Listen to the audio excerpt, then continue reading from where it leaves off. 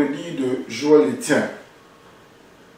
Je voudrais au nom de mon équipe saluer tous ceux qui nous envoient des charmants messages pour nous encourager, nous faire des critiques. Comme on le dit, la tour Eiffel n'a pas été construite en un seul jour et plus de 100 ans de son existence, elle continue toujours d'être entretenue et qui attire le monde entier. Aujourd'hui, nous allons nous articuler autour de 7 thèmes. 1. Côte d'Ivoire. Incident à Béoumi. En 1. 2. En quoi Soro Guillaume est-il gênant en ce moment? 3. La composition de la CEI. 4. Le PDCI et le FPI, leur prochaine plateforme. En 5. La grève intempestive au niveau du ministère de l'Éducation nationale. Et puis, en 7, un appel aux députés ivoiriens pour l'acquisition d'un document rare qu'on appelle l'ACD. 1. Béoumi.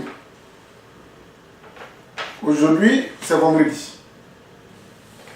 Hier, c'était jeudi, avant-hier, mercredi. Un jeune baoulé a failli être calciné par des autochtones, enfin des allogènes. Un Malien qui a Béoumi, on ne sait pas qu'est-ce qui a dû se passer, a failli cramer un jeune baoulé. À l'heure où je vous parle, ça ne va pas à Béoumi.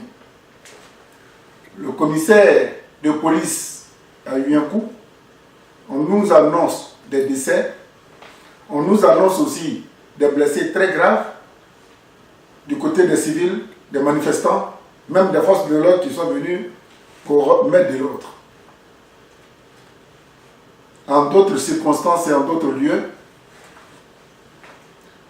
les ministres de tutelle se seraient rendus à Toumoudi et à Béoumi. De par leur présence, la population va s'apaiser. Mais en Côte d'Ivoire, quel que soit le nombre de cas d'incidents majeurs, les ministres sont assis chez eux à Abidjan. Si ce n'est pas pour accompagner le président de la République, qui leur serre la main,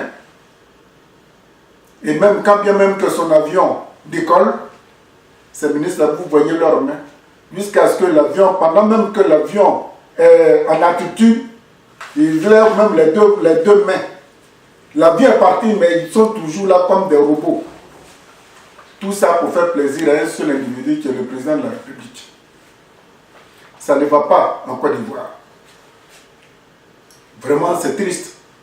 Pour un grand pays comme la Côte d'Ivoire, à force de ne pas pouvoir résoudre les problèmes, les étrangers ne savent pas comment ils doivent vivre avec les autochtones. Ils pensent avoir les mêmes droits et les mêmes devoirs que ceux qui les ont accueillis. Au point où un étranger se permet d'asperger un ressortissant natif de Béoumi. Il asperge, il met du pétrole, il met une boîte, il allume une bûchette allumette, et puis voilà, il n'y a rien. Aujourd'hui, il y a plein de blessés à Béoumi. Le président de la République, il s'en fout. Il a pris son avion pour aller voir un autre malade. C'est-à-dire que ce qui se passe à Béoumi, ce n'est pas sa priorité que d'aller voir quelqu'un qui a les moyens, qui a piqué une crise AVC avec les moyens de l'État. Parce que quand le président de la République prend l'avion et qu'il va dans un pays, mais je ne vous dis pas combien de dépenses il effectue pour son voyage aller-retour. À Béoumi, ça ne va pas. Il prend son avion, il va au Gabon. Le malade du Gabon est mieux que ceux qui sont en train de mourir sur son sol. En fait, ça ne va pas à Béoumi. Nous compatissons Mais on ne sait jamais d'où peut venir une gravité pour devenir un problème sérieux. En deux, Soro Diom est-il gênant? Depuis que Soro Diom n'est plus président de l'Assemblée nationale, il a commencé à parcourir certains villages du Nord. Le constat que Soro nous montre du Nord, c'est vraiment lamentable. Mais si Soro et les Ouattara ont pris les armes sous le prétexte que les gens du Nord sont marginalisés, ils ont pris les armes pour ça. Ils sont au pouvoir depuis une vingtaine d'années. Ceux pour qui ils ont pris ces armes-là croupissent dans la misère, dans la paupérisation. Vous arrivez au Nord, d'après le constat que Soro Diom nous fait partager, il n'y a pas d'eau potable, il n'y a pas d'école, il n'y a pas de centre de santé et les voies d'accès sont quasiment impraticables. Bon, Soro n'est plus là. Il nous fait découvrir, même si sa responsabilité est engagée, mais le fait d'aller aujourd'hui au Nord pour dire oui, nous avons pris les armes pensant pouvoir vous mettre à l'abri de tout besoin, et qu'aujourd'hui c'est vous qui payez le lourd tribut, je suis venu pour compatir avec vous. Au point où, je dis bien au point où, un village qui s'appelle Niéméné, le village d'Ali Coulibaly, ministre de M. Ouattara, la population n'a même pas une goutte d'eau à boire. Soro fait construire une pompe hydraulique. Ali Coulibaly ne met jamais les pieds dans son village. Dès qu'il a entendu que Soro Diom est parti mettre une pompe hydraulique dans son village, monsieur le ministre a eu le temps d'aller pour une fois dans son village. Qu'est-ce qu'il a fait? Il a fait détruire la pompe hydraulique que Soro a mis pour donner de l'eau potable à boire à ses parents. C'est quelle cruauté ça. C'est quelle méchanceté ça. Mais si vous n'aimez pas ceux pour qui vous avez pris les armes, ce n'est pas les gens chez qui vous êtes là que vous allez aimer. Je comprends maintenant pourquoi chaque fois qu'il y a un incident, M. Ouattara préfère prendre son avion pour quitter le territoire ivoirien. Mais vous ne pouvez pas gouverner un pays comme la Côte d'Ivoire avec dédain, avec haine, avec morgue, avec mépris. Mais, quel que soit ce que le lièvre est, il faut reconnaître ses qualités de bon coureur. Grâce à Soro, on a découvert que les parents du nord de la Côte d'Ivoire, pour qui ils ont pris les armes pour fragiliser la Côte d'Ivoire, pour imiter la Côte d'Ivoire, pour faire que la Côte d'Ivoire perde toute sa grandeur, toute sa dignité, les gens du nord croupissent dans la misère. Qui l'eût cru?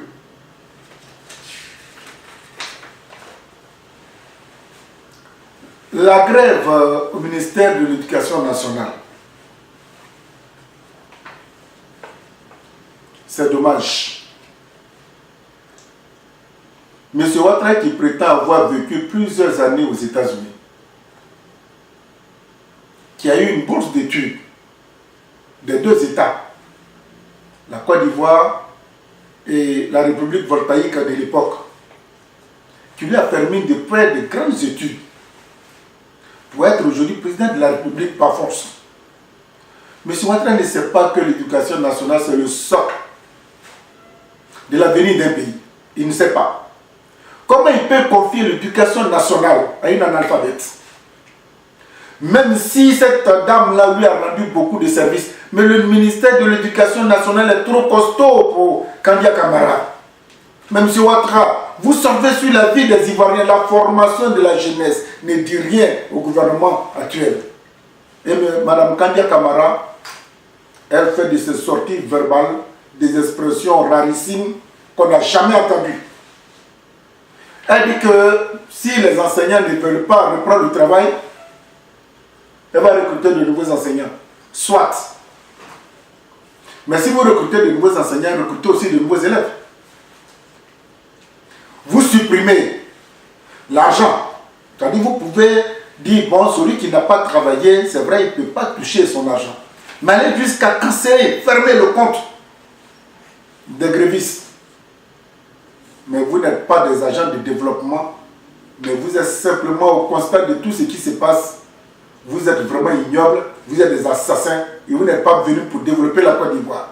Parce que pour développer un pays, c'est la formation de la jeunesse, c'est l'éducation nationale. Et depuis près de 1 an, l'éducation nationale ivoirienne est dans la rue. Comment voulez-vous que ces étudiants ou ces élèves, les diplômes légers qu'ils vont obtenir, ça va leur servir à quoi? Pendant que vos enfants sont dans les grandes écoles, vous ne croyez pas en Dieu. Ceux des parents qui sont des locaux, qui vous votent, soi-disant, vous les empêchez d'avoir la connaissance pour vous remplacer demain. Est-ce à dire que si vous n'êtes pas là demain, c'est vos enfants qui vont quitter les grandes écoles encore pour venir commander les Ivoiriens, puisque ceux qui sont là, ils n'auront pas de formation solide. Ne déplacez pas les problèmes en Côte d'Ivoire. À force de les déplacer sans les résoudre, un jour ça va s'entremêler et puis ça va vous prendre. Ce n'est pas bien. Le ministère de l'Éducation nationale, de la formation technique, mais c'est ça qui forme. Je me rappelle quand nous on était à l'école. Un lycéen, mais quand un lycéen ivoirien qui arrive quelque part, moi je me rappelle, je donne mon exemple. J'ai été au Burkina pour des vacances d'1 mois. À Ouagadougou, le quartier dans lequel j'étais s'appelait Dagnoé. Mais les élèves venaient me voir comme si je sortais de Jupiter parce que j'étais ivoirien. Aujourd'hui, vous avez foutu l'honneur, la dignité de l'école ivoirienne sous le prétexte que oui, on travaille pour un salaire, celui qui ne veut pas travailler pour son salaire, ça divague dans tous les sens, et puis l'école est dans la rue. Il n'y a pas d'opposition. Les députés sont assis chez eux. Les enfants crient, les enseignants crient. Il n'y a même pas un député ou une opposition qui va se lever pour dire « Mais merde, ça va !» Et voilà l'école ivoirienne qui meurt.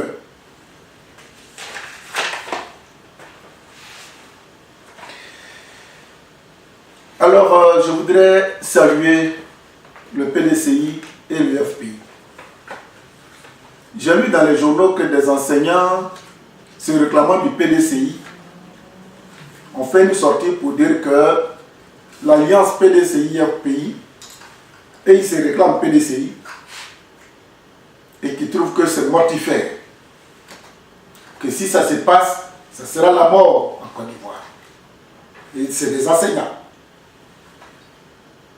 qui se réclament du PDCI-RDA. Je ne sais même pas si c'est des vrais Ivoiriens. Du temps où M. Ouattara avait signé le Front républicain avec M. Gbagbo Laurent de l'époque, les enseignants ne sont pas sortis pour dire que cette alliance était mortifère. Quand en 2005, ils ont signé leur plateforme RHDP à Paris, les enseignants ne sont pas sortis pour dire que cette alliance était mortifère. Aujourd'hui, où les gens, la Côte d'Ivoire est à un pas d'exploser, ou à un pas de se reconstruire, des enseignants sortent de je ne sais où pour décrier la plateforme qui est en train de se mettre et que nous saluons. Les achats de conscience arrivent. On peut payer des individus, des mécréants, on leur dit de se déguiser en Front populaire ivoirien ou en PDCI. On peut leur tendre le micro. Nous, on est PDCI, on ne veut pas que Gbagbo sorte. Nous, on est RPI, on ne veut pas que Gbagbo sorte. Ceci, cela. Mais je dis qu'au regard, ça fait plus de 15-20 ans, je regarde le pouvoir. Monsieur Ouattara, ceux qui vous entourent ne vous donnent pas de bons conseils. Vous ne pouvez pas tenir pendant longtemps sur cette béquille-là. Les gens vous mentent trop, rien que pour avoir de la pitance. Faites très attention, monsieur Ouattara. Si Gbagbo Laurent, le président Gbagbo Laurent est parti en prison, ce n'est pas parce que M. Gbagbo a pris les armes pour tuer. C'est parce qu'il était président lorsqu'il y a eu des atrocités. Raison pour laquelle ils ont déporté le monsieur à La Haye. Dieu merci, il n'a même pas de sortir. Il faudrait que ce qui arrive aux autres serve de leçon aux uns. Ce que l'entourage vous fait, M. Ouattara, ce n'est pas bien. Voilà le ministre d'État, le ministre de la Défense, Ahmed Bakayoko, qui s'est retrouvé dans un salon en train d'assister à des jeunes qui fument la drogue. Lui qui est censé prohiber, là, c'est lui qui va encourager dans un état normal. Là. Ce ministre doit rendre son tabouret, ça veut dire que démissionner. Dans un état normal, Ali Koulibaly qui allait démonter la pompe hydraulique qui devait servir à la ville, il devait rendre son tabouret. Dans un état normal, Kandia Camara qui est capable de résoudre le problème de l'éducation nationale, Kandia Camara allait démissionner. Mais si tous ces tares sont autour de vous, que vous les pouvez, même matin, c'est comme une cocotte minute, M. Ouattara. Faites très attention.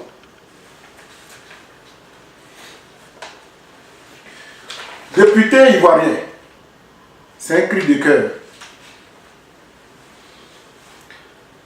L'ACD, c'est l'arrêté de la construction définitive. C'est-à-dire que c'est la carte nationale d'identité d'un terrain ou d'une maison. Monsieur le député, appelez le ministre de la Construction à l'hémicycle. Posez-lui la question pourquoi l'ACD, qui permet aux gens de vendre leur terrain, de vendre leur maison ou de construire des maisons, les Ivoiriens pour l'avoir, c'est la croix et la bannière.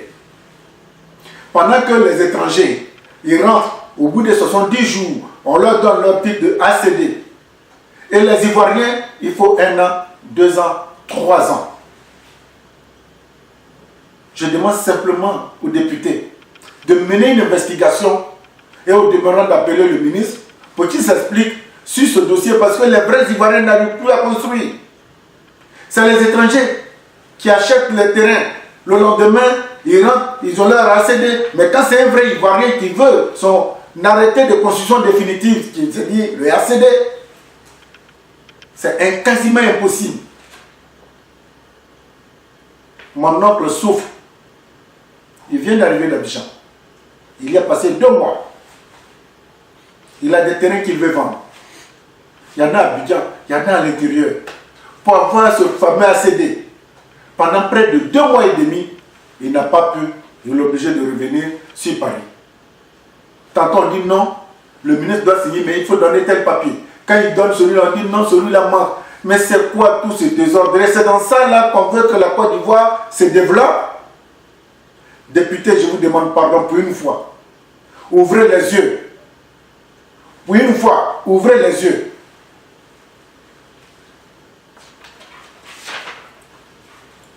La CEI.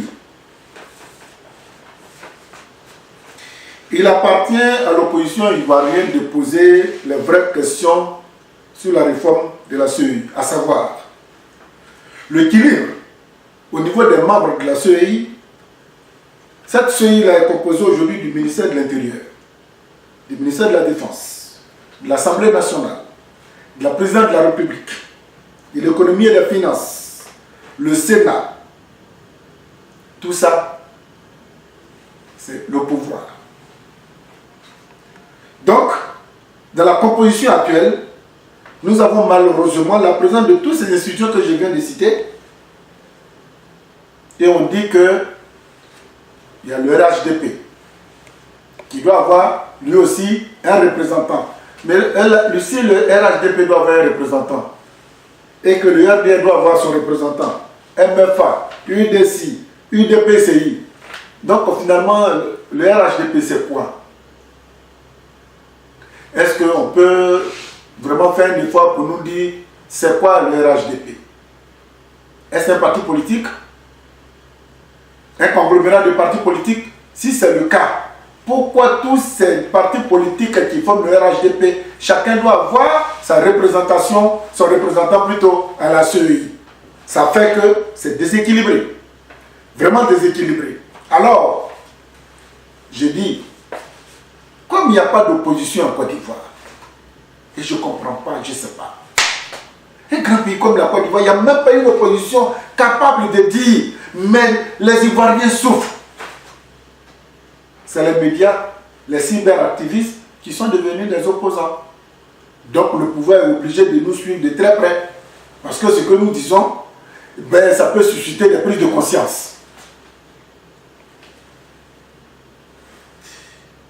À quoi ça sert cette CEI-là? Chacun court de gauche à droite pour s'apprêter à aller à une élection en l'an 2000. Dans ces conditions-là, où M. Ouattara détient quasiment 98% des membres de la CEI dans sa main, il n'y a pas eu une opposition capable de s'unir pour faire front, pour dire à M. Ouattara que les conditions d'éligibilité, d'impartialité, de justice, de démocratie ne sont pas réunies. Si nous allons à une élection à l'an 2020, à l'état actuel des choses, la Côte d'Ivoire va s'embraser.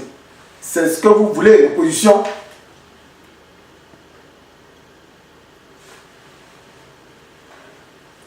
Pour finir, c'est triste ce que je vais vous dire. Les 2 Français qui ont été enlevés au Bénin, dans un parc, ils se sont retrouvés quelque part. Le guide qui, ce matin, ne savait pas qu'il allait rencontrer la mort, il s'appelle Fiacre Béji.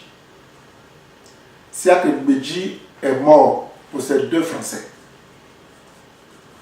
Pendant que la France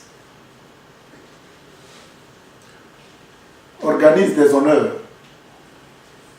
pour magnifier la bravoure de ces 2 militaires tombés pour l'honneur de la France,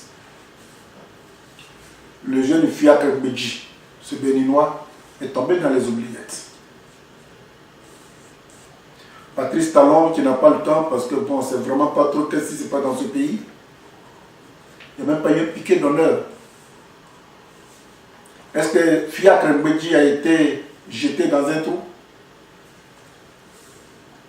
En quoi un otage français est supérieur à un noir tué pour cet otage-là? Si on ne se respecte pas, comment voulez-vous que les autres nous respectent? Quand la basilique Notre-Dame a pris feu, piteusement, certains chefs d'État africains, certains dignitaires africains se sont mis en rang pour venir faire des dons pour reconstruire leur basilique. Pendant que la misère croupit devant leur maison. Ils préfèrent venir donner de l'argent à ceux qui en ont déjà. Si nous-mêmes on ne se prend pas au sérieux, pourquoi voulez-vous que les autres nous prennent au sérieux? Pourquoi voulez-vous que les autres nous prennent au sérieux? Je souhaite ardemment qu'il n'est pas encore trop tard. Que le président béninois, pour une fois, je dis bien pour une fois, fasse en sorte que la mort de Fiacre Béji ne reste pas indifférente.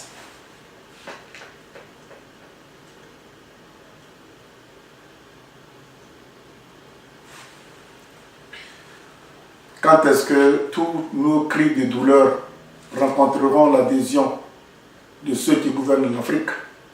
Ce jour-là, nous serons très heureux. Merci.